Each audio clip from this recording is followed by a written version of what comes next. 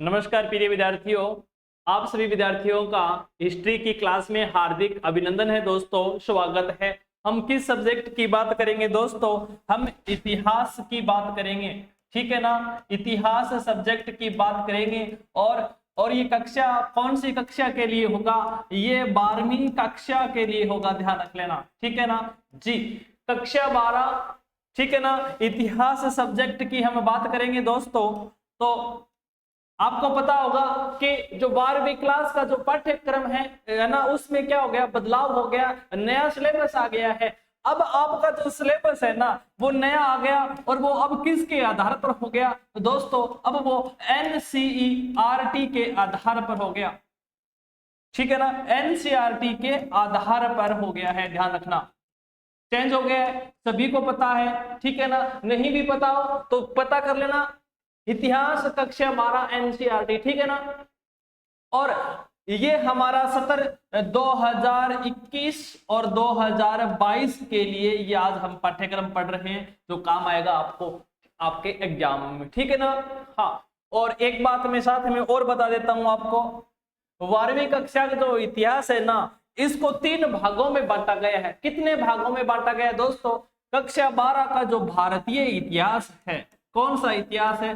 भारतीय इतिहास के बारे में हम जानकारी करेंगे कक्षा 12 के अंतर्गत, ठीक है ना। इस भारतीय इतिहास को आपको 3 भागों में पढ़ना पड़ेगा। कितने भागों में पढ़ना पड़ेगा दोस्तों? 3 भागों में, अलग अलग चैप्टर के माध्यम से इसको क्या कर दिया है, डिवाइड कर दिया गया है, इसको ध्यान रखना है। इसके अंतर्गत पहले तो कर दिया है भाग प्रथम हो गया है ये, और ये भाग कौन सा हो गया है दोस्तों? ये भाग द्वितीय हो गया है, और ये भाग कौन सा हो गया है? ये भाग तृतीय हो गया है, यानी तीसरा भाग हो गया है। ओके, ठीक है। फिर यदि हम बात करेंगे कौन कौन से चैप्टर इसमें दे रखे हैं दोस्तों, इसमें 4 पाठ दे रखे हैं, ठीक है ना। 4 स्टार्टिंग के जो चैप्टर है ना, पाठ नंबर 1 से लेकर के पाठ नंबर 4 तक ये जो आपका पाठ्यक्रम है, ये जो चैप्टर है ना, ये भाग नंबर 1 में दे रखा है। तो 1 से 4 तक जो पाठ है ना, वो हम भाग नंबर 1 के अंतर्गत पढ़ेंगे, ठीक है ना। उसके बाद भाग 2 में कितने पाठ हैं? भाग 2 में 5 पाठ हैं दोस्तों। कितने पाठ हैं? 5 पाठ हैं। 4 से 1 बढ़ोतरी कर दी, 5 पाठ हो गई, तो 4 तक तो यहाँ है। अब यहाँ 5 से 9 तक, 5 नंबर चैप्टर से लेकर के 9 नंबर चैप्टर तक भाग किस में आ जाएगा? द्वितीय में आएगा। पहले में 4, फिर 5, उसके बाद 6, क्या आ जाएगा? 6। तो भाग तीसरे में कितना चैप्टर है दोस्तों? 6 चैप्टर है, और यहाँ 6 चैप्टर होगा, वो 10 से लेकर के 15 तक हो जाएगा।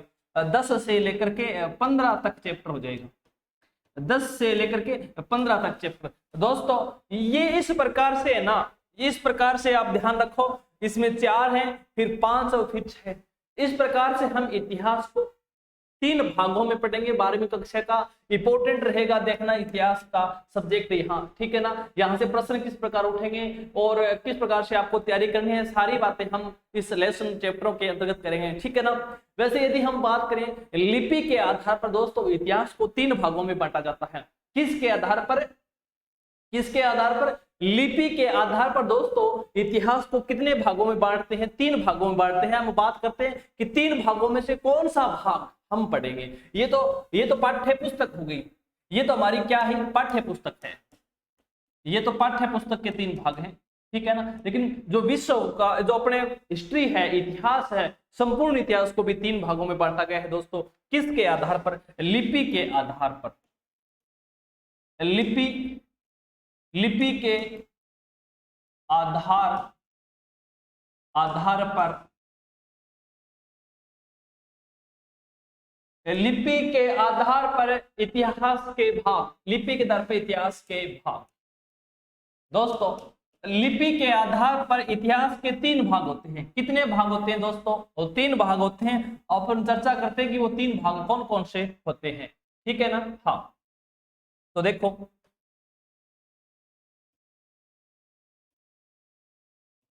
ये 3 भाग होते हैं लिपि के आधार। पहला होगा प्रागैतिहासिक काल। क्या होगा?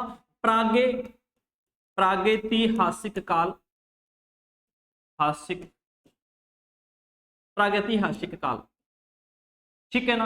हाँ, ये हो गया आपका 1 नंबर। दूसरा हो गया आद्य ऐतिहासिक काल। दूसरा कौन सा है? आद्य ऐतिहासिक काल। ठीक है ना। ये कौन से नंबर का है दोस्तों? ये आपका है 2 नंबर का। यदि हम तीसरी बात करें तो तीसरा है इतिहास। कौन सा है? इतिहास, जिसके चर्चा अपन इस 12वीं कक्षा के चैप्टर के अंतर्गत करेंगे। ठीक है ना। अब इनकी विशेषताएं क्या थी देखो, इसमें क्या थी? इसमें लेखन कला नहीं थी,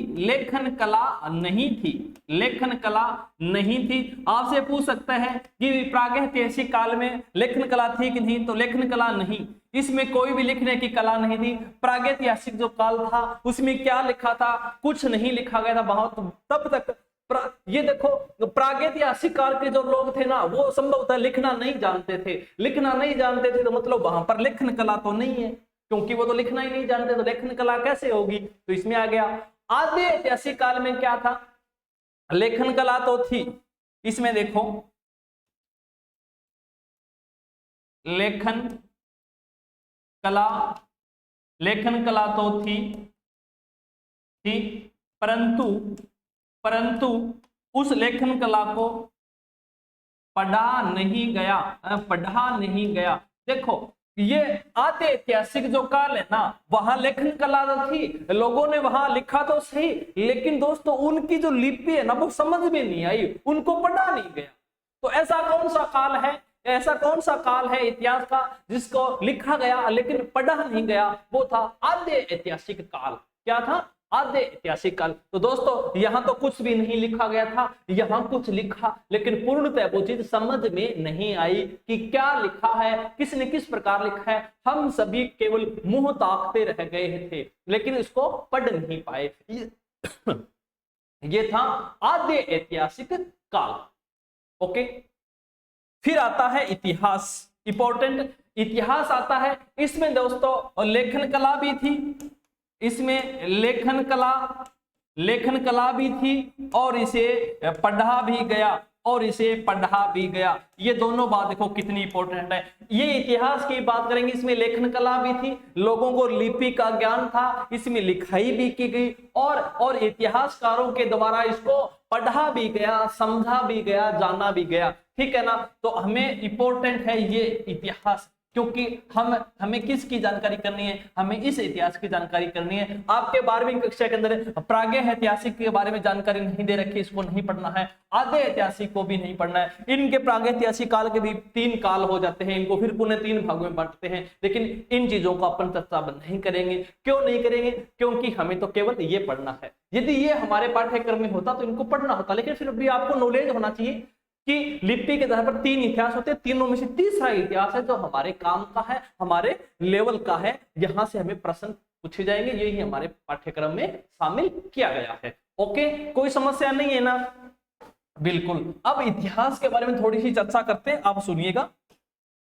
इतिहास, इस इतिहास को है ना, सर्वप्रथम इसका प्रयोग किसने किया? इतिहास का सर्वप्रथम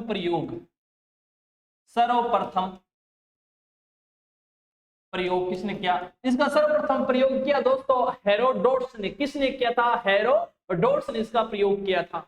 हेरोडोट्स पूछ सकता है आपसे, सर्वप्रथम इतिहास का शब्द का प्रयोग किसने किया? दोस्तों हेरोडोट्स ने किया। और हेरोडोट्स है ना, ये हेरोडोट्स की एक पुस्तक थी। इस हेरोडोट्स की एक क्या थी? पुस्तक थी, हिस्टोरिका। पुस्तक का नाम क्या था? हिस्टोरिका। इस हिस्टोरिका पुस्तक के अंतर्गत इसने वर्णन किया था।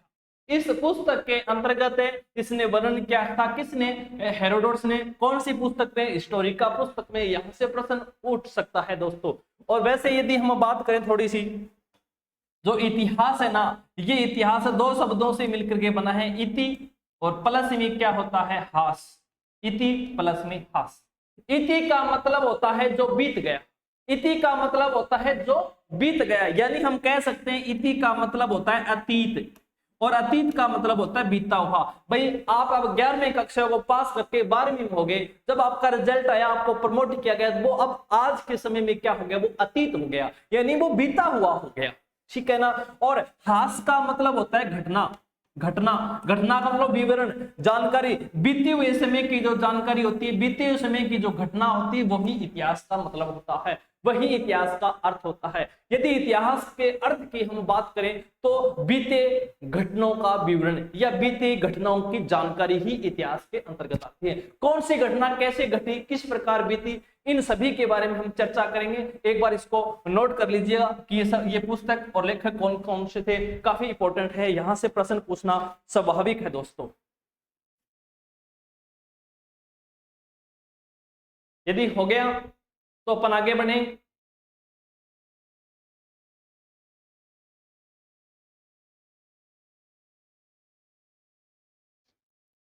चलें फिर।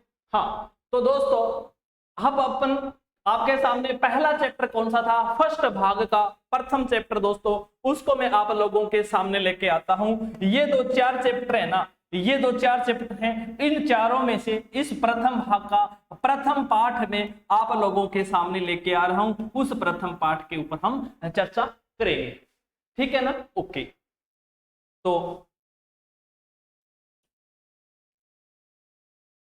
ये है आपका chapter number first, chapter number first हो जाएगा दोस्तों ये, ठीक है। ये आपका हो गया पाठ नंबर 1, ठीक है। ये 1 से 4 तक पाठ चलेगा, भाग नंबर 1। और इस पाठ का नाम क्या है, इंटे मन के। मन के जानते ना, मणिया जो होता है, मोती जो होते हैं मणिये, उसको मन के कहते हैं। और अस्थियां, अस्थियां का मतलब होता है हड्डियां। क्या होता है, हड्डियां, हड्डियां, ये अस्थियां होती है दोस्तों, हड्डियां। और इसी को ईंट मन के था अस्थियां, इनका दूसरा नाम क्या पड़ गया है, हड़प्पा सभ्यता। क्या नाम पड़ गया है, हड़प्पा सभ्यता पड़ गया है दोस्तों। और इसी को एक नाम और से भी जाना जाता है, वो है इसका सिंधु घाटी सभ्यता। एक नाम और क्या है, इसी का एक और नाम है सिंधु घाटी सभ्यता। क्या है, सिंधु घाटी सभ्यता, ठीक है ना, ये भी इसका नाम है। अब देखो हड़प्पा सभ्यता, इसको क्यों नाम दिया गया, क्योंकि ये सर्वप्रथम खोजा गया स्थल था। सर्वप्रथम जब सर्वप्रथम खोजा गया स्थल, सर्वप्रथम खोजा गया स्थल, ये सबसे पहले खोजा गया स्थल था, इसलिए इसका नाम पड़ गया हड़प्पा सभ्यता। इसी हड़प्पा सभ्यता को एक और नाम से जाना जाता है, वो है दोस्तों सिंधु घाटी सभ्यता। क्योंकि क्योंकि ये सिंधु नदी, यहाँ ये सिंधु नदी के किनारे सिंधु तथा उसकी सिंधु तथा उसकी सहायक नदियां, सिंधु की सहायक नदियों के आसपास ये स्थल मिला है। सिंधु नदी या उसकी जो सहायक नदी है ना, उसके आसपास जो स्थल थे ना, वहां पर ये सभ्यता मिली थी, हड़प्पा सभ्यता। इसलिए हड़प्पा सभ्यता का दूसरा नाम बन गया सिंधु घाटी सभ्यता। क्या नाम बन गया, सिंधु घाटी सभ्यता। अब यहां से आपसे प्रश्न पूछ सकता है, एक प्रश्न तो यहीं पे पुटअप हो जाएगा कि भी हड़प्पा सभ्यता का दूसरा नाम क्या है, तो सिंधु घाटी सभ्यता है। और ये भी पूछ सकता है कि इसको हड़प्पा सभ्यता नाम क्यों दिया गया, क्योंकि सर्वप्रथम खोजा गया स्थल था ये। सिंधु घाटी नाम क्यों दिया, क्योंकि ये सिंधु नदी के किनारे थी। यहां तक कोई समस्या नहीं है, ठीक है। यदि अब हम बात करें, यदि हम आगे बात करें हड़प्पा की, देखो इंपॉर्टेंट है, यहां से प्रश्न उठेगा, हड़प्पा सभ्यता से अच्छा प्रश्न उठेगा, ध्यान रख लेना।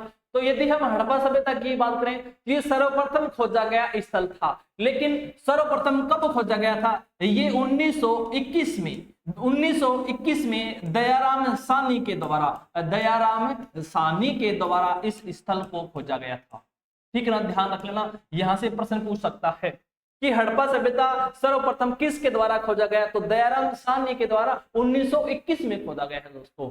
और इसका नेतृत्व किसने किया, जॉन मार्शल, जॉन मार्शल के नेतृत्व में, ठीक है ना, ये अंग्रेज अधिकारी था जॉन मार्शल, जॉन मार्शल के नेतृत्व में इसको खोजा गया था, जॉन मार्शल के नेतृत्व में। ये भी आपको याद रखना है, जॉन मार्शल के नेतृत्व में इसको खोजा गया स्थल था। ओके, अब हम इस पार्ट के अंदर इसको अंदर आपको लेकर के जाता हूं, आपको शेयर करवाता हूं फर्स्ट चैप्टर के अंदर दोस्तों, ठीक है ना। ये हड़प्पा सभ्यता की सामान्य जानकारी आप लोगों के सामने हो गई है, तो जुड़ जाइएगा। हड़प्पाई मुहर चित्र 1.1, ये जो चित्र आपको दिख रहा है ये हड़प्पा में मिली मुहर है, हड़प्पा के अंतर्गत मिली मुहर है, ठीक है ना। ओके, आपको चित्र दिखाई दे रहा होगा जी। अब आपसे पूछ सकता है कि हड़प्पा में क्या मिली, एक मुहर भी मिली है, और मुहर प्राकृति किसकी है ये भी आपको दिखाई दे रही है जी।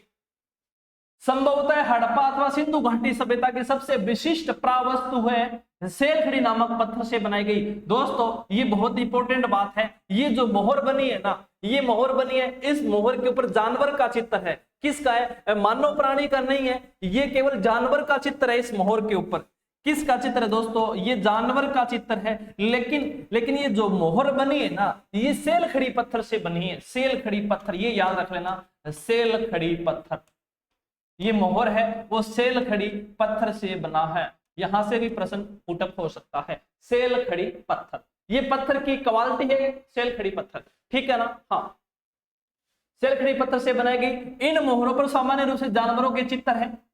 इस मोहर पर जानवरों के चित्र है। एक ऐसी लिपि के चिन्ह उत्कीर्णित है जिन्हें अभी तक पढ़ा नहीं जा सका है, फिर भी हमें इसके क्षेत्र में उस समय बसे लोगों के जीवन विषय में उनके द्वारा पीछे छोड़ी गई प्रावस्तु, जैसे उनके आवास को देखते हैं, मृद भांडों को देखते हैं। मृद भांड का मतलब दोस्तों मिट्टी के जो बर्तन होते हैं ना, मृद माने मिट्टी होता है, भांड माने बर्तन होता है। मिट्टी के जो बर्तन मिले हैं, आभूषण जो मिले हैं, औजार जो मिले हैं, मोहरे, दूसरे शब्दों में पुरातात्विक साक्ष्यों के माध्यम से बहुत हमें जानकारी मिलती है। इन्हीं जानकारी से हमें ये सब कुछ ज्ञात होता है, ठीक है ना। ओके, थोड़ा बड़ा कर देता हूं, थोड़ा अच्छा सा दिखे आपको, ठीक है। हाँ, सही दिखेगा ना? हाँ बिल्कुल। अब इसके बाद में औजारों या मोहरों से पुरातात्विक साक्ष्यों के माध्यम से बहुत जानकारी मिलती है। अब हम देखेंगे कि हमें हड़प्पा सभ्यता के विषय में क्या और कैसे जानते हैं, यह खोज करेंगे कि अन्वेषण का मतलब होता है खोज की। पुरातात्विक साक्ष्यों की व्याख्या कैसे की जाती है और इन व्याख्याओं में कैसे कभी बदलाव आ जाता है। निश्चित रूप से इस सभ्यता के कई पहलू आज भी हमारी जानकारी से परे हैं, हो सकता है वो हमेशा है। यानी सभ्यता में ऐसे आज भी कुछ ऐसी चीजें लिखी हुई मिली है जिसको अभी तक नहीं पढ़ा गया है। केवल इन मोहरों से, इन बर्तनों से, आभूषणों से और रहने के स्थान से केवल अध्ययन किया है, लेकिन उसके ऊपर लिखा क्या गया था दोस्तों, उसको आज भी नहीं पढ़ा गया है। और हो सकता है उसको कभी पढ़ भी हम नहीं पाए, क्योंकि अब जो आगे की जो जानकारी होती है वो अलग तरीके की होती है, अलग लिपि आ गई है, पहले लिखने की लिपि अलग थी। तो दोस्तों यहां से कौन सा प्रश्न पुटअप होगा ये भी मैं आपको बताऊंगा कि परीक्षा में कौन सा प्रश्न आ सकता है, तो ध्यान रखना। लेकिन आगे देखिएगा, परिभाषिक शब्द स्थान तथा काल से संबंधित, ये आपको थोड़े से चित्र दिखाई दे रहे होंगे, ये इसी के हैं। हाँ बिल्कुल, इस चित्र में देखो क्या लिखा गया है। सिंधु घाटी सभ्यता को हड़प्पा संस्कृति भी कहा जाता है। ये देखो, सिंधु घाटी सभ्यता का दूसरा नाम क्या है? हड़प्पा संस्कृति है, या आप ऐसे भी कह सकते हो हड़प्पा संस्कृति का दूसरा नाम सिंधु घाटी सभ्यता है। पुरातत्वविद संस्कृति शब्द का प्रयोग पुरावस्तुओं के ऐसे समूह के लिए करते जो एक विशिष्ट शैली के होते हैं। संस्कृति का मतलब होता है एक विशिष्ट शैली के जो होते हैं, सामान्यतः एक साथ एक विशेष भौगोलिक क्षेत्र तथा कालखंड से संबंध पाए जाते हैं। हड़प्पा सभ्यता में कुछ मुख्य चीजें मिली हैं, उसमें मुख्य चीजें मिली, एक तो मोहरे हैं। हड़प्पा सभ्यता से मुख्य क्या क्या चीजें मिली हैं, यहां से प्रश्न पुटअप होगा भाई साहब, याद रखना। मोहरे मिली हैं, मनके मिले हैं, बाट मिले हैं, पत्थर के फलक जो मिले हैं दोस्तों, और ये पत्थर के जो फलक आप लोगों के सामने हैं, ये पत्थर के फलक हैं। किसके फलक हैं दोस्तों? ये पत्थर के फलक हैं, ठीक है ना। हाँ, ये पत्थर के फलक हैं, ठीक है ना। हाँ, और ये दोस्तों ये क्या है? ये बाट है। ये क्या है? ये बाट है जो कि नापतोल के काम आता है। बाट आप समझते हो ना। और ये क्या है? ये मनके हैं। ये दोस्तों क्या है? मनके, ये मनके हैं। तो ये सभी चीजें मिली हैं, ठीक है ना। और इसमें पक्की हुई कुछ ईंटें भी सम्मिलित हैं, और ये चीजें मिली कहाँ है, ये अफगानिस्तान, जम्मू, बलूचिस्तान यानी पाकिस्तान के अंदर, गुजरात जैसे क्षेत्रों से मिले जो एक दूसरे लंबी दूरी पर स्थित हैं। अफगानिस्तान फिर जम्मू में आ जाता है, फिर बलूचिस्तान जो कि पाकिस्तान के अंतर्गत है, और गुजरात। इस प्रकार से अफगानिस्तान, उसके बाद हम जम्मू में जाते हैं, फिर हम कहां जाते हैं, बलूचिस्तान पाकिस्तान में आ गया, और फिर यहाँ क्या आ गया, गुजरात आ गया। तो दोस्तों इस प्रकार से ये सभ्यता है, ठीक है ना। ओके, तो ये ध्यान रखना है किन किन क्षेत्रों में ये फैली हुई है, क्या क्या चीजें मिली, यहाँ से छोटा प्रश्न पुटअप हो सकता है, ये इंपॉर्टेंट है। क्या क्या मिली है, मोहरे मिली हैं, मनके मिले हैं, बाट मिले और पत्थर के फलक मिले हैं, ठीक है ना। और ये कहाँ मिले, 4 स्थल हैं, अफगानिस्तान, जम्मू है, बलूचिस्तान और गुजरात क्षेत्रों में मिली है। ओके, इसके साथ में याद रखो इसका निर्धारण काल, इस सभ्यता का नामकरण हड़प्पा नामक स्थान, हड़प्पा नामक स्थान है जहां यह संस्कृति पहली बार खोजी गई है और के नाम पर किया गया। इसका काल निर्धारण लगभग 2600 से 1900 ईसा पूर्व के बीच किया गया है। 2600 से 1900 ईसा पूर्व के बीच। एक ईसा पूर्व होता है, एक ईस्वी होता है। ईसा पूर्व का मतलब होता है पहले, 2000 ईस्वी में, आज से 2000 वर्ष पूर्व ईसा मसीह का जन्म हुआ था। 2000 से ईसा मसीह का जन्म हुआ था, ठीक है ना। अब इससे जो पहले का जो जन्म, इससे पहले का जो समय होता है उसको क्या बोलते हैं, ईसा पूर्व बोलते हैं। क्या बोलते हैं, ईसा पूर्व बोलते हैं। और बाद का है वो ईस्वी के अंतर्गत काउंट किया जाता है, ठीक है ना। हाँ, तो ये काल निर्धारण है हड़प्पा, तो इसको हड़प्पा संस्कृति का या हड़प्पा सभ्यता का उसको याद रखना है, ठीक है ना। हाँ, ओके। और इसे हड़प्पा संस्कृति भी कहा जाता है। हड़प्पा सभ्यता या हड़प्पा संस्कृति, संस्कृति का मतलब होता है जीव निवास करना, ठीक है ना। रीति रिवाज, तौर तरीके होते हैं, उसी को क्या कहा जाता है, संस्कृति कहा जाता है। चित्र आपने देख ही लिया है, ठीक है ना। हाँ, ये देखिएगा, यहां भारतीय इतिहास के कुछ विषय है और ये आपको दिखाया गया है। मोहनजोदड़ो है, सुतकांगेडो है, झेलम चिनाब नदी है, हड़प्पा सभ्यता यहाँ कहाँ है उस चीज का भी दिखाया गया है। ये दोस्तों हड़प्पा है, ये हड़प्पा के या नाम दिख रखा है, ये जो स्टार रख रखा है मैंने ना, ये हड़प्पा है। यहाँ पर क्या है, ये हड़प्पा है, ठीक है ना। ये सभ्यता है इसमें, ओके जी। अब ये देखो, अंग्रेजी में बीसी, हिंदी में ईसा पूर्व का था, बिफोर क्राइस्ट। बीसी का मतलब क्या होता है, बिफोर क्राइस्ट होता है, जिसका नाम होता है ईसा पूर्व, बीसी बोलते हैं इसको, बीसी ऐसे बोलते हैं। इसका हिंदी अनुवाद क्या बनेगा, बिफोर क्राइस्ट बनता है।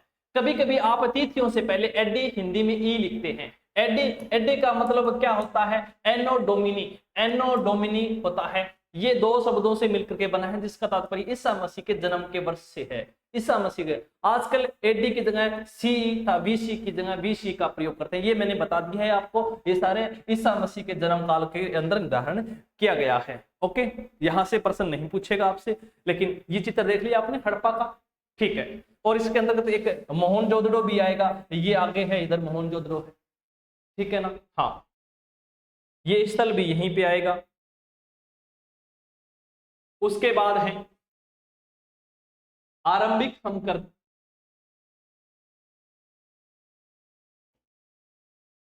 इस क्षेत्र में विकसित हड़प्पा से पहले कई संस्कृतियां अस्तित्व में आई। हड़प्पा से पहले भी कई संस्कृतियां यहाँ अस्तित्व में आई, ठीक है ना। ये संस्कृति अपनी विशिष्ट मृत भांड शैली से संबंधित थी। यानी ये जो हड़प्पा सभ्यता से पहले या हड़प्पा संस्कृति से पहले भी यहाँ संस्कृति आई ना, वो अपने मिट्टी के बर्तनों के लिए जाना जाता था, मिट्टी के बर्तनों के लिए अपना महत्वपूर्ण स्थान रखता था, ठीक है ना। और उसके समुद्रों में हमें कृषि, पशुपालन, कुछ शिल्पकारी के साक्ष्य भी मिलते हैं, कृषि के साक्ष्य भी मिलते हैं, कौन कौन से पशु पालन थे वो भी जानकारी मिलती है। शिल्पकारी यानी कारीगरी, हाथ से जो कुछ चीजें बनाना, ठीक है ना। बस्तियां आमतौर पर छोटी होती थी, उनके रहने की जो बस्तियां थी, पारिवारिक सब होते थे, वो क्या होते थे, बिल्कुल छोटे होते थे।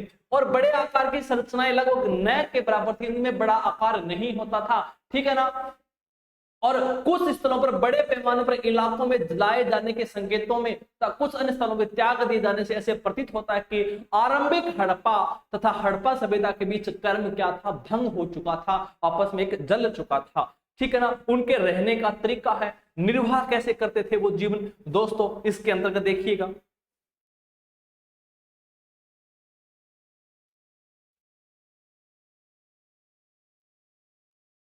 निर्वाह के तरीके आपने मानचित्र 1 था 2 में देखा होगा कि विकसित हड़प्पा संस्कृति कुछ ऐसे स्थलों पर पनपी जहां पहले आरंभिक हड़प्पा संस्कृतियां अस्तित्व में थी। इन संस्कृतियों में कई तत्व जिन्हें निर्वाह के तरीके शामिल होते हैं समान थे, यानी हड़प्पा और हड़प्पा सभ्यता दोनों के लोगों का जो रहने का तरीका था वो लगभग क्या था, समान था, एक जैसा था। हड़प्पा सभ्यता के निवासी कई प्रकार के पेड़ पौधे से प्राप्त उत्पाद, पेड़ पौधे से प्राप्त, ठीक है ना, फल खाते थे। जानवरों जिसमें मछली शामिल थी। ये हड़प्पा सभ्यता के लोगों का मुख्य जानवर के रूप में कौन था, मछली था, और मछली से ही भोजन प्राप्त करते थे।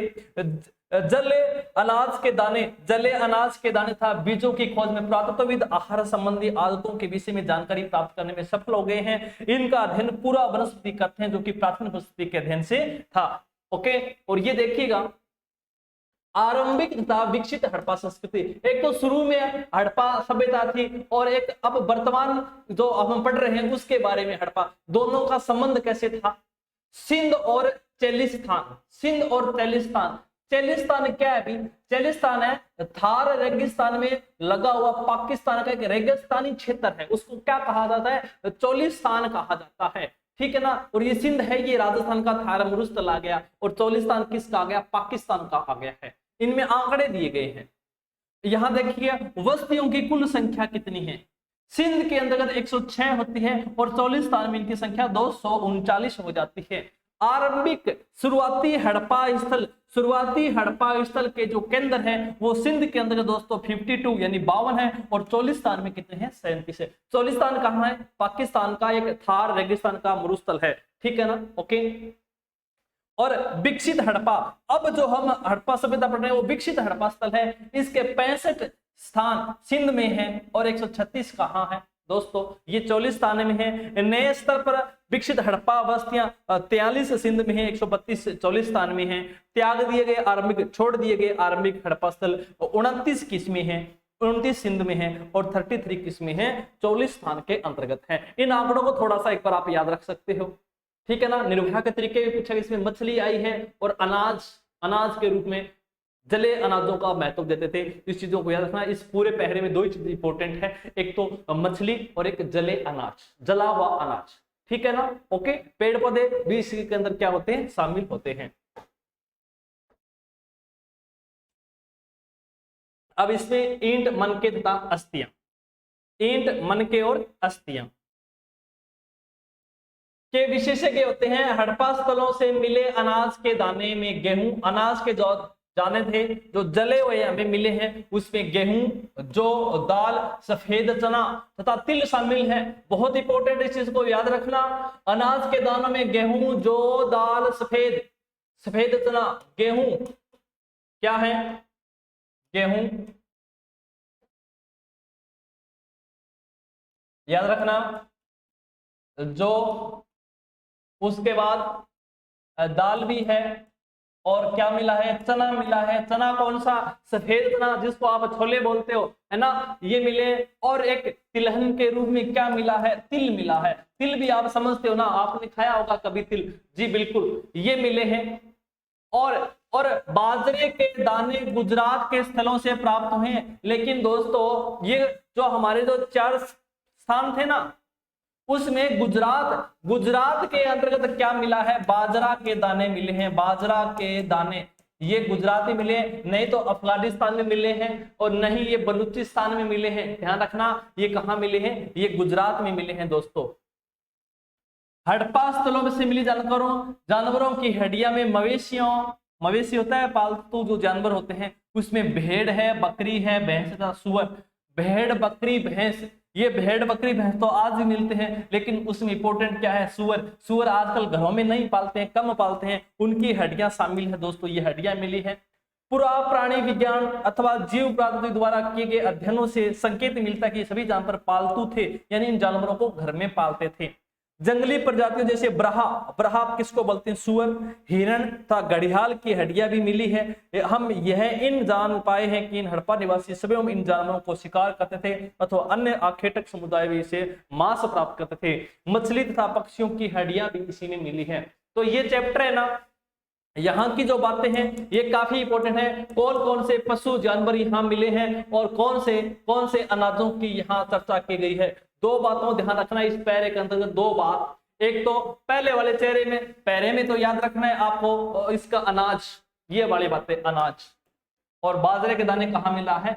गुजरात में मिला है, इस बात को भी नोट रखना है। कहाँ मिले हैं? गुजरात के अंदर। ओके, कोई समस्या नहीं है? नहीं है। और इस पैरे में याद क्या रखना है हमें? जानवर कौन कौन से मिले हैं। ओके, बस पूरा पैरा पढ़ने की जरूरत नहीं है, इसमें चार चार दो दो बातें हैं, उसको याद रखना है। इसमें जानवर और इसमें अनाज। ओके, हाँ, ये हड़प्पा का जो सांस्कृतिक क्षेत्र है, कहां कहां तक हड़प्पा सभ्यता का जो संस्कृति का जो क्षेत्र फैला हुआ था, उसका ये चित्र आप लोगों के सामने है। और यहाँ ये सिंध प्रांत है दोस्तों, यहाँ ये फैला हुआ था। ठीक है, अब उसमें कृषि प्रौद्योगिकी, ठीक है ना, कृषि के अंतर्गत हम इसमें चर्चा करेंगे। हालांकि अनाज के दानों से कृषि के संकेत मिलते हैं, अनाज के दाने उससे संभवतः, मान लो बाजरे के दाना मिला है, गेहूं के दाने मिले हैं, तिल के मिले, इससे पता चलता है कि उन्होंने गेहूं की खेती की होगी, तो ये संभवतः गेहूं के दाने मिले हैं। अब तिल मिला है तो वो संभवतः तिल की खेती की होगी, बाजरे की खेती की होगी, तो इससे कृषि के संकेत मिलते हैं अनाजों से। वास्तविक कृषि विधियों के विषय में स्पष्ट जानकारी मिलना कठिन है, स्पष्ट जानकारी तो नहीं मिलती है। क्या जुते हुए खेतों में बीजों का छिड़काव किया जाता था? खेतों में जुताई करते थे, उसमें खेतों में बीजों का छिड़काव करते थे, हो सकता है उसमें बीज कोई नहीं उगा हो, वो रह गया हो, जो हमें अभी जानकारी के रूप में मिल गया हो। मोहरों पर किए गए रेखांकन तथा मृण मूर्तियां यह इंगित करते हैं। मृण मूर्ति का मतलब होता है दोस्तों मिट्टी की मूर्ति। क्या होता है? मिट्टी की मूर्ति। ये मृण मूर्ति का मतलब होता है मिट्टी की मूर्ति।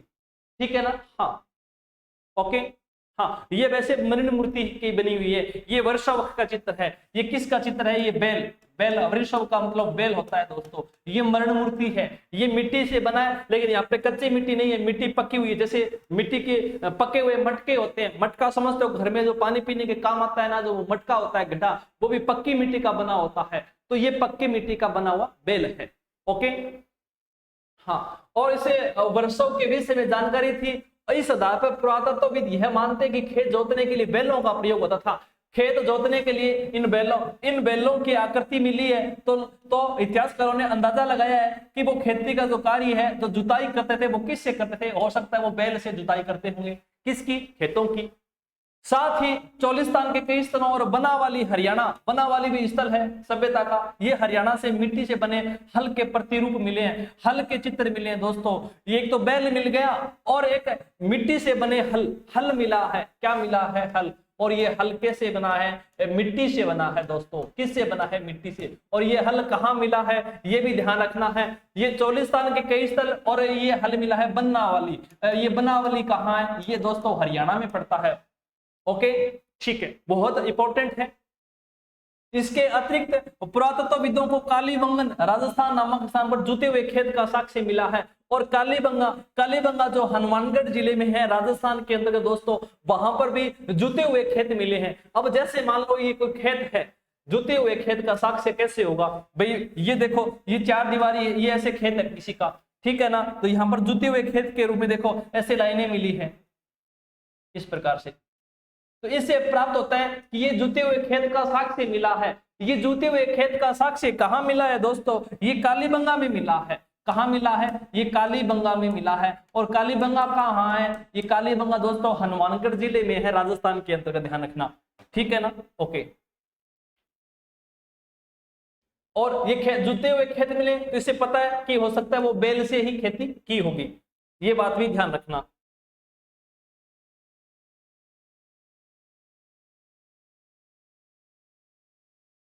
ठीक है, जो आरंभिक हड़प्पा स्तरों से संबंध है, इस खेत में हल रेखाओं के दो समूह एक दूसरे को समकोण पर काटते हुए विद्वान हैं, जो दर्शाते हैं कि एक साथ दो अलग अलग फसलें उगाई जाती होगी। ठीक है ना? कई बार आज भी अपन एक साथ दो फसलें उगाते हैं ना, जैसे चना बिजाई करते हैं, और चना जैसे मान लो यहाँ चने हो गए, ये चनों की लाइन है, फिर एक मोटी लाइन सरसों की हो जाती है इस प्रकार से, तो फिर आगे इस प्रकार से चना, फिर सरसों। तो ये क्या है? एक साथ दो फसलें उगाते थे। इनका एक साथ दो फसल बनाने का भी साक्ष्य प्राप्त हुआ है। और वो दूसरे किस प्रकार से? समकोण, समकोण मतलब 90 डिग्री के कोण के ऊपर। ठीक है ना? हाँ, पुरातत्वविदों ने फसलों की कटाई के लिए प्रयुक्त औजारों को पहचानने का प्रयास भी किया। क्या हड़प्पा सभ्यता के लोग लकड़ी के हथों में बिठाए गए पत्थर के फलकों का प्रयोग करते थे, फिर ये धातु के औजारों का प्रयोग करते थे? भी औजार कैसे थे? ये तो लकड़ी के औजारों में पत्थर के टुकड़े लगाए जाते थे या फिर कुछ धातु के औजार हैं, ठीक है ना। अधिकांश हड़प्पा स्थल अर्ध शुष्क क्षेत्रों में स्थित है जहां संभवतः कृषि के लिए सिंचाई की आवश्यकता पड़ती होगी। अफगानिस्तान में सोर्तगुई नामक हड़प्पा स्थल से, सोर्तगुई ये कहां है? ये अफगानिस्तान में पड़ता है। हड़प्पा स्थल से नहरों के कुछ अवशेष मिले हैं, परंतु पंजाब और सिंध में नहीं। ऐसा संभव है कि प्राचीन नहरें बहुत पहले ही गाद से भर गई होगी। गाद का मतलब होता है मिट्टी, ये मिट्टी। आप जैसे बोलते हो कांप, क्या बोलते हो? कांप बोलते हो ना, कांप, ये गाद ही होता है। इससे नदियां नहरें भर गई है और आगे पानी नहीं जाता था। ऐसा भी हो सकता है कि कुओं से प्राप्त पानी से इन्होंने खेती कर रखी हो। ये देखिएगा, मानचित्र 1 था 2 की आपस में तुलना कीजिए था, इनमें बस्तियों के वितरण में समानताओं तथा असमानताओं की सूची बनाएंगे। ये प्रश्न के रूप में आपसे आ सकता है, ठीक है ना। तो आपके पास बुक होगी, उसमें समानांतर के माध्यम से आप देख सकते हो, ठीक है ना। हाँ,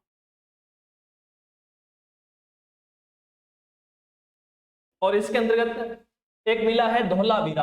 धौलावीरा स्थल कहाँ है? एक गुजरात में, और यहाँ पर भी जलाशयों का प्रयोग संभवतः कृषि के लिए जल संचयन हेतु किया जाता होगा, ठीक है ना। ये जो चित्र मिल रहे हैं आपको देख लीजिएगा, ये पत्थर के हैं जो कि मिट्टी से, मिट्टी के पहले औजार बनते थे, उसके बाद किससे बनने लगे? लकड़ी के औजार बनने लगे, और लकड़ियों के साथ में ही ये पत्थर के फलक लगाए जाने लगे, ठीक है ना। ये धातु के औजार हैं। क्या आपको लगता है कि औजारों का प्रयोग फसल कटाई के लिए किया जाता है? क्या ये फसल कटाई के लिए किया जाता है? ये केवल और केवल मात्र एक क्या है? कल्पना है, ये एक विडंबना की जा रही है। क्या ये हो सकता है? तो ये देखिएगा, ये एक धौलावीरा में मिला जलाशय है। ये देखिएगा, ये धौलावीरा में मिला एक जलाशय है, ये पानी का एक जलाशय है, ठीक है ना। हाँ, इसको ध्यान से देख लो, ये पानी का जलाशय, किस प्रकार से यहाँ पानी का बहाव किया गया है, किस प्रकार पानी को इकट्ठा किया जाता था, ठीक है ना। हाँ, तो अपन इस बात को पहले पढ़ते हैं। पुरावस्तुओं की पहचान यानी पुरानी वस्तुओं की पहचान कैसे की जाती है, इस बात पर हम ध्यान देते हैं। भोजन तैयार करने की प्रक्रिया में अनाज पीसने के यंत्र, उन्हें आपस में मिलाने, मिश्रण करने तथा पकाने के लिए बर्तनों की आवश्यकता थी। इन सभी को पत्थर, धातु तथा मिट्टी से बनाया जाता था। पहले के जो बर्तन थे पत्थर, धातु या मिट्टी से। यहाँ एक महत्वपूर्ण हड़प्पा स्थल मोहनजोदड़ो में हुए उत्खननों से हमें सबसे आरंभिक रिपोर्ट में से कुछ उदाहरण दिए जा रहे हैं। अवतल चक्कियां मिली है, ये बड़ी संख्या मिली है। अभी आपको अवतल चक्की का मैं चित्र दिखाऊंगा, लेकिन और ऐसा प्रतीत होता है कि अनाज पीसने के लिए प्रयुक्त एकमात्र साधन थी। ये अवतल जो चक्कियां हैं अनाज पीसने के काम आती थी। अब आपसे पूछ रहे, हड़प्पा सभ्यता के समय अनाज पीसने का काम करता था अवतल चक्कियां। चक्कियां कौन सी है? अवतल चक्कियां हैं। चित्र भी आपको दिखाया जाएगा। साधारणतः चक्कियां स्थूलतः कठोर और कंकरीले अग्निज अथवा बलुआ पत्थरों से निर्मित थी। आमतौर पर इनसे अत्यधिक प्रयोग के संकेत मिलते हैं। चूंकि इन चक्कियों के तल सामान्यतः उत्तल है, निश्चित रूप से इन्हें जमीन में मिट्टी अथवा मिट्टी में जमा कर रखा जाता था। इन्हें हिलने से रोका जा सकता है। 2 प्रकार की चक्कियां मिली, एक वे जिन पर एक दूसरा छोटा पत्थर आगे पीछे चलाया जाता है और जिससे निचला भाग क्या होता है? खोखला हो गया था। और दूसरी वे जिनका प्रयोग संभवतः केवल सालन या तरी बनाने के लिए, जड़ी बूटियों या मसालों को कूटने के लिए किया जाता है।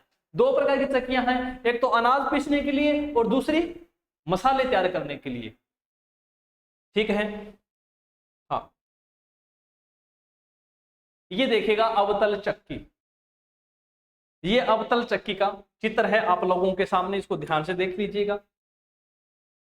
हाँ, अवतल चक्की, ये एक पत्थर है बड़ा सा, ठीक है ना। और ये पत्थर ऐसे खोखला सा होता है, ये ऐसे पत्थर है और यहाँ कुछ मान लो ये दाने हैं और इस दानों के ऊपर एक बड़ा पत्थर होता था और इस पत्थर को यहाँ से इसको जमाते थे तो ये अनाज क्या पिसने लग जाते थे। अनाज क्या हो जाता था?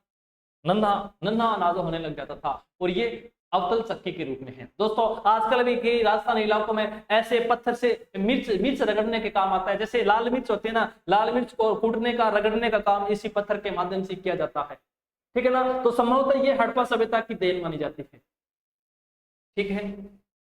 हाँ, दूसरे प्रकार के पत्थरों को हमारे श्रमिकों द्वारा सालन पत्थर का नाम दिया गया है। ये दूसरा जो प्रकार का पत्थर उसको सालन पत्थर के नाम से दिया, तथा हमारे बावर्ची ने एक ही यही पत्थर रसोई में प्रयोग के लिए संग्रहालय में से उधार मांगा है।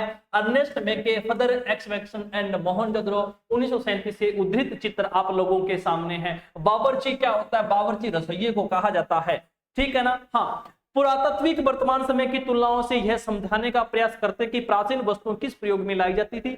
मैके खोजी गई वस्तु की तुलना आजकल की चक्कियों से कर रहे हैं। ये मैके के द्वारा खोजी गई है, ध्यान रखना। क्या यह एक उपयोगी नीति है? बिल्कुल, मैं कह रहा हूं कि आजकल भी कई घरों में इसको मिर्च कूटने के या मिर्च झगड़ने के काम लेते हैं, आपने भी देखा होगा। तो दोस्तों ये अर्नेस्ट मैके के द्वारा खोजी गई है। इसको अवतल चक्की जो मसाला पीसने के मिर्च मसाला के में ही आता है, ध्यान रखिएगा। ओके, यस, चलिए स्टूडेंट्स। ईंट मन के था अस्थियां, ईंट मन के था अस्थियां, इसको देखो पहले।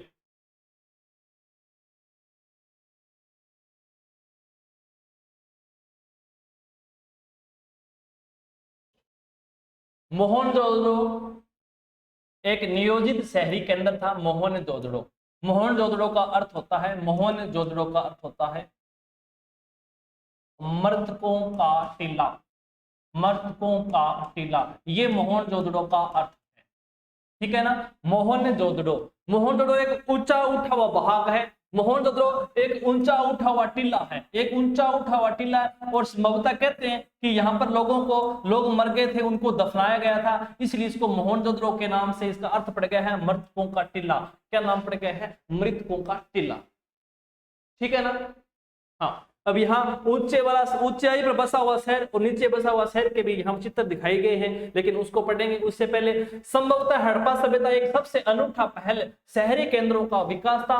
आइए ऐसे ही एक केंद्र मोहनजोदड़ो को और सूक्ष्मता से देखते हैं। मोहनजोदड़ो को बिल्कुल बारीकी से हम अध्ययन करेंगे। हालांकि मोहनजोदड़ो सबसे प्रसिद्ध पुरास्थल है, सबसे पहले खोजा गया स्थल हड़प्पा ही था, ध्यान रखना। बस्ती दो भागों में विभाजित है, एक छोटा लेकिन एक ऊंचाई पर बनाया गया था, दूसरा कहीं अधिक बड़ा लेकिन नीचे बनाया गया था। यहाँ दो शहर है मोहनजोदड़ो में, एक नीचे पर बसा हुआ शहर, एक ऊंचाई पर बसा हुआ शहर। और ध्यान रखना, मोहनजोदड़ो से संबंधित एक बड़ा प्रश्न आएगा 500 शब्दों में लिखने वाला, 500 शब्दों में लिखने वाला मोहनजोदड़ो पर दोस्तों एक बड़ा प्रश्न आएगा, ठीक है ना। और हड़प्पा सभ्यता के शहरों के लोगों की भोजन व्यवस्था है, यहां से छोटा प्रश्न आएगा 100 या 150 शब्दों का लिखना, ठीक है ना। हड़प्पा सभ्यता के लोगों का भोजन क्या था उसके ऊपर चर्चा करनी, उसका रहन सहन कैसे था।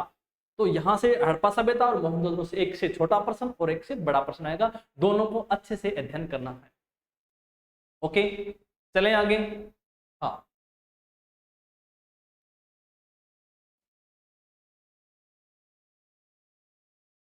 ये देखिएगा, ये दुर्ग है, डी के उत्तरी हिस्सा है ये, ठीक है ना। हाँ, डी के क्षेत्र है, आभूषण है, खाई ब्लॉक है, डी के क्षेत्र है, पूरा स्थल 2 है, यहाँ दुर्ग बना हुआ है, एस डी क्षेत्र है, आई एम क्षेत्र है। ये चित्र आपसे नहीं बनवाएगा, लेकिन ये केवल समझाया गया है इस चित्र के माध्यम से, ठीक है ना जी।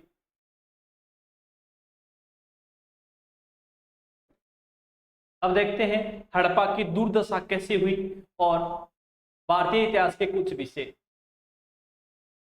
इनको नाम क्या दिया गया है? इन्हें क्रमशः दुर्ग और निचला शहर का नाम दिया गया। एक तरफ दुर्ग है और एक तरफ निचला शहर का नाम दिया गया है। और दुर्ग की ऊंचाई का कारण यह था कि यहाँ की संरचनाएं कच्ची ईंटों की चबूतरे पर बनी है और दुर्ग की दीवार से घेरा गया था, ठीक है ना, जिसका अर्थ है कि इसे निचले शहर से अलग किया गया था। अलग क्यों गया? क्योंकि ये कच्ची ईंटों पर बनाया था, कच्ची ईंटों पर बनाया गया था, कच्ची ईंटों का क्या हो गया? चबूतरा हो गया, और इस चबूतरे के ऊपर यहाँ पर बस्तियां बसी, तो ये अपने आप से ऊंचा शहर हो गया, ऊंचाई पे बन गया है, ठीक है ना। निचला शहर भी दीवारों से घेरा गया था, इसके अतिरिक्त कई भवनों के ऊंचे चबूतरों पर बनाया गया था जो नींव का कार्य करते थे। अनुमान लगाया गया कि यदि एक श्रमिक प्रतिदिन 1 घनीय मीटर मिट्टी ढोता होगा तो मात्र आधारों को बनाने के लिए ही 40 लाख श्रम दिवसों को, अर्थात बहुत बड़े पैमाने पर श्रम की आवश्यकता है। यानी ऐसा यदि चबूतरा बनाया है तो काफी श्रमिकों की आवश्यकता पड़ी होगी, यानी इकट्ठा होकर के यहाँ पर काम किया होगा। अब कुछ और देखिए, एक बार चबूतरे को यथास्थान बनाने के बाद शहर का सारा भवन निर्माण कार्य चबूतरों पर एक निश्चित क्षेत्र तक सीमित था। इसलिए ऐसा प्रतीत होता है कि पहले बस्ती का नियोजन किया गया, फिर उसके अनुसार कार्यान्वयन कार्य किया गया। नियोजन के अन्य लक्षणों से ईंट शामिल है, जो भले ही धूप में सुखाकर अथवा भट्टी में पकाकर बनाई गई हो, एक निश्चित अनुपात की होती है। ठीक है ना। इसकी लंबाई, ऊंचाई, चौड़ाई क्रमशः 4 गुनी 2 गुनी होती थी। इस प्रकार ईंटें सभी हड़प्पा बस्तियों के प्रयोग में लाई गई थी। लेकिन हड़प्पा की अब दुर्दशा कैसी होगी? हालांकि हड़प्पा सबसे पहला खोजा गया स्थल था, इसमें कोई समस्या नहीं है। इसमें ईंट चुराने वाले ने बुरी तरह से नष्ट कर दिया। इस हड़प्पा सभ्यता से लोगों ने ईंटें निकाल ली। अब जो ईंटें निकाल ली है तो अब ये क्या बन गया? एक खंडहर बन गया है। 1875 में ही भारतीय पुरातात्विक सर्वेक्षण के पहले जनरल अलेक्जेंडर कनिंघम, जिन्हें सामान्यतः भारतीय पुरातत्व का जनक कहा जाता है, भारतीय पुरातत्व का जनक किन्हें कहा जाता है? अलेक्जेंडर कनिंघम को कहा जाता है, जनक भी कहा जाता है। कनिंघम ने लिखा है कि प्राचीन स्थल से ले जाई गई ईंटों को मात्र लगभग 100 मील लंबी लाहौर था मुल्तान के बीच की रेल पटरी के लिए ईंटें बिछाने के लिए पर्याप्त थी। इस प्रकार इस स्थल की कई प्राचीन संरचनाएं नष्ट कर दी गई है। इसके विपरीत मोहनजोदड़ो कहीं बेहतर संरक्षित था। दोस्तों, हड़प्पा जो शहर बना हुआ था, हड़प्पा की जो बस्तियां बनी हुई है, इस बस्तियों में जो ईंटें थी ना, और ईंटों को कनिंघम के द्वारा इनको निकाल दिया गया। क्योंकि यहाँ क्या किया? यहाँ लाहौर से मुल्तान के बीच में क्या बनाई गई? रेल पटरी बनाई गई। दोस्तों, अब रेल पटरी बनाई गई है तो वहां ईंटों की जरूरत पड़ेगी, पत्थरों की जरूरत पड़ेगी। तो वो कहां से लेके आए गए थे? हड़प्पा सभ्यता से लेकर के। अब हड़प्पा सभ्यता यहाँ पर क्या बच गए? खंडहर के रूप में बच गया, क्योंकि उसके जो भवन निर्माण बने हुए थे, जो चबूतरे बने हुए ना, वो क्या हो गए? नष्ट हो गए। अब नष्ट हो गए तो वहां अब उसकी क्या हो गई? दुर्दशा हो गई, उसका बुरा हाल हो गया। आप ही देखते ना, कई बार हम पुराने घर को तोड़ फोड़ के नया घर बनाते हैं तो पुराने घर की हालत कैसी हो जाती है, वैसा ही कुछ हालत यहाँ अब हड़प्पा सभ्यता की देखने को मिलती है। ठीक है ना। हाँ,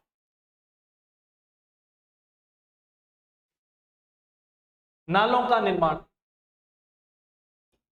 मोहनजोदड़ो में एक नाली है और एक विशाल प्रवेश द्वार है, इसको ध्यान रखिएगा। नालों का निर्माण हड़प्पा शहरों की सबसे अनूठी विशेषताओं में से एक ध्यानपूर्वक नियोजित जल निकास प्रणाली।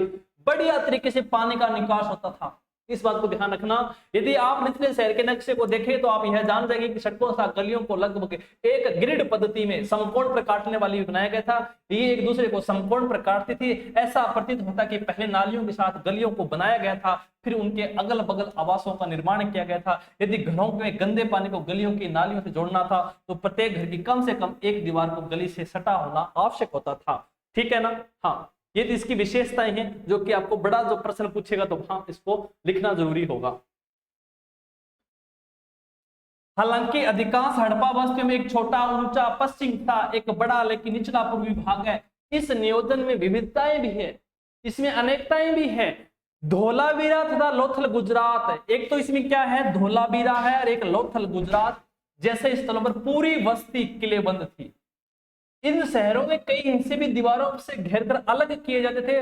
लोथल में दुर्ग दीवार से घिरा तो नहीं था, कुछ ऊंचाई पर बनाया गया था। लोथल कहाँ है दोस्तों? लोथल गुजरात में है। और धोलावीरा कहाँ है? ये भी गुजरात में है। दोनों को याद रखना है, यहां से प्रश्न पूछा जाता है। ठीक है ना। ओके, अब इसका गृह स्थापत्य के बारे में दोस्तों हम पार्ट नंबर 2 लेकर के आऊंगा। तो आज का 1 नंबर पार्ट यहीं पे समाप्त होता है पहले चैप्टर का। दूसरा पार्ट हम अगली वीडियो में पढ़ेंगे। ठीक है ना। ओके, आप इसका तब तक अच्छे से इसको आप रिवाइज करो, आराम से पढ़ो। Thank you. जय हिंद दोस्तों, जय भारत। फिर मिलेंगे। Okay, bye bye.